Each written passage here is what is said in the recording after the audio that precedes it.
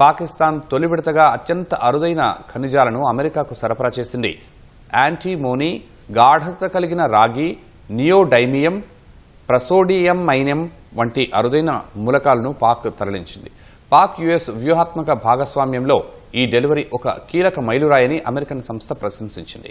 అప్పుల ఊబిలో చిక్కుకున్న పాక్ సైన్యానికి చెందిన ఇంజనీరింగ్ విభాగం తమ భూభాగంలోని rare earth and critical minerals ను అన్వేషించి తయారు చేసేందుకు ఇటీవల అమెరికన్ కంపెనీతో ఒప్పందం కుదుర్చుకుంది.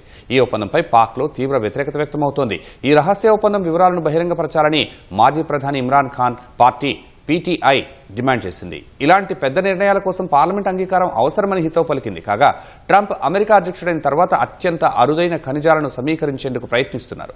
ఉక్రెయిన్కు ఆయుధ సాయం చేసేందుకు రేర్ ఎర్త్ క్రిటికల్ మినరల్స్ ను సరఫరా చేయాల్సిందేనని ఆ దేశానికి తెగేసి చెప్పారు. ఫలితంగా జెలెన్స్కీ ఆ ఒప్పందంపై సంతకం చేశారు. అటు ప్రతీకార సుంకాల సమయంలో ఈ క్రిటికల్ మినరల్స్ ఎగుమతిని చైనా నిలిపివేయడంతో వెంటనే దిగొచ్చిన ట్రంప్ చైనాపై సుంకాలను తగ్గించారు.